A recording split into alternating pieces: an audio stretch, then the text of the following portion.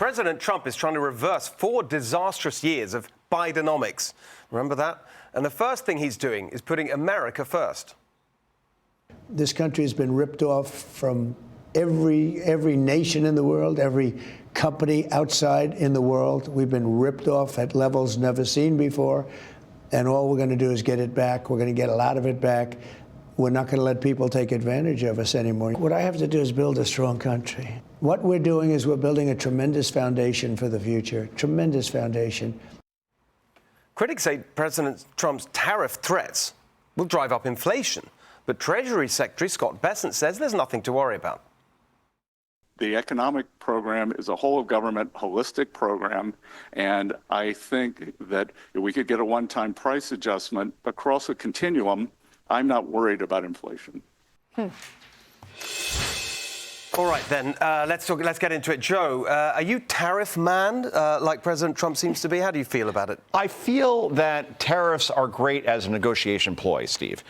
But then I want to see what the end game is. In other words, when we tariff Canada, right, and we say fentanyl's got to stop coming into this country, then I look at Mexico and I say, well, it's coming in from there at 100 times the pace. At what point, what's the end game? That's what I want to know. I understand what the president is doing as far as a negotiation ploy, and it's worked. Colombia, for example. He wanted Colombia to take back some illegal immigrants that were here that were criminals, and it worked. They folded immediately. The question is, how long can he use it as a negotiation ploy, and how much does it affect the stock market at this point?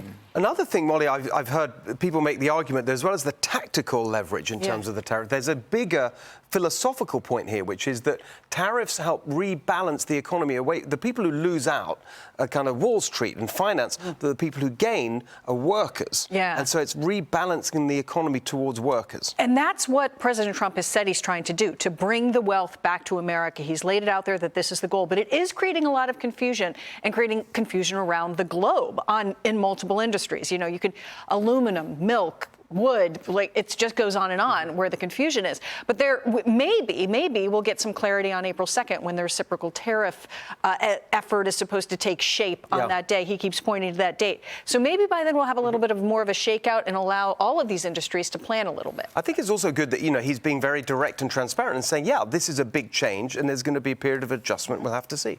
All right, let's now turn to the war on crypto.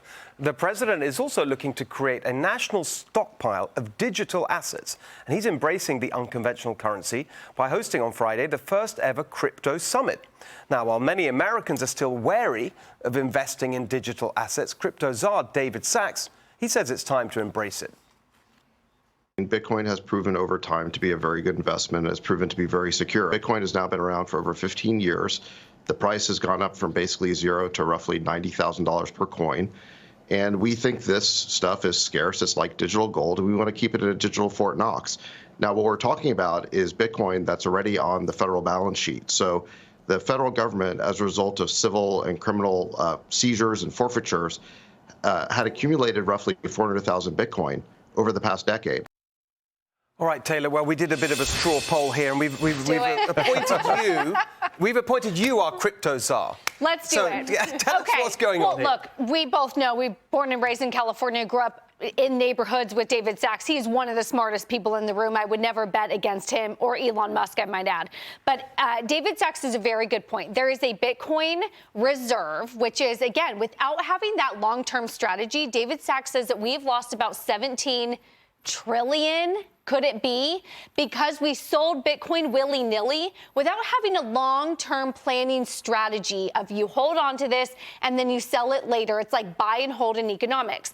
That's very different from a digital asset stockpile, which he said would be everything X Bitcoin. Think Ethereum, think Solana, Cardano, right? All of those other sort of random cryptocurrencies that aren't really mainstream. I love the way Joe's nodding along like you have the first idea what's going on. I got that one. Yeah, those are the first 3 times I've ever heard those words in my life.